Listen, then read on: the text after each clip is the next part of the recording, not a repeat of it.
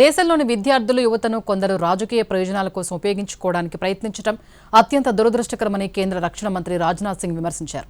కేంద్ర ప్రభుత్వం విద్యార్థులు యువత ఆకాంక్షలు నెరవేర్చడంతో పాటు వారి సంక్షేమానికి కట్టుబడి ఉందని ఆయన అన్నారు. कुछ लोग और ये अत्यंत दुर्भाग्यपूर्ण है कि हमारे देश के छात्रों और नौजवानों को कुछ लोग अपने राजनीतिक स्वार्थों की पूर्ति के लिए एक राजनीतिक औजार के रूप में इस्तेमाल करने का प्रयास कर रहे हैं. प्रधानमंत्री मोदी जी के नेतृत्व में हमारी सरकार विद्यार्थियों और नौजवानों की आकांक्षाओं को पूरा करने और उनके कल्याण के प्रति पूरी तरह से प्रतिबद्ध है और हमारे छात्रों की हर चिंता को सुनना और उसका समाधान करना ये हम सब की जिम्मेदारी है. मुझे पूर्ण विश्वास है कि भारत के जागरूक, परिपक्व और हमारे विवेकशील नौजवान ऐसे भ्रामक प्रयासों को भली भांति समझते हैं और वे प्रगति, विकास तथा राष्ट्र निर्माण के ही वो मार्ग को चुनेंगे. मैं पूरी तरह से आश्वस्त हूं. हम इस बात के लिए भी पूरी तरह से प्रतिबद्ध हैं कि किसी भी व्यक्ति, विशेषकर हमारे छात्रों और नौजवानों के साथ किसी भी प्रकार का अन्याय न हो.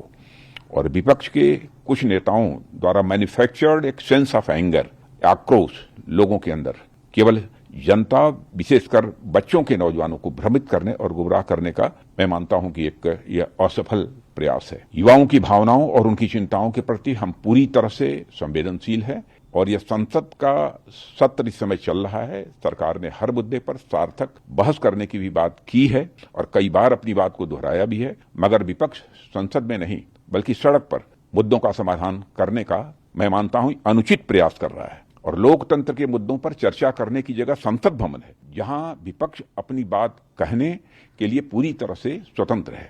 इसलिए यदि विपक्ष गंभीर है तो मौजूदा मानसून सत्र को सुचारू रूप से चलाने में व्यवधान न उत्पन्न करे और संसद में जिन भी मुद्दों पर वह चर्चा करना चाहता है वो मुद्दों पर चर्चा करे और सदन का और सरकार का ध्यान आकर्षित करे. और यह अत्यंत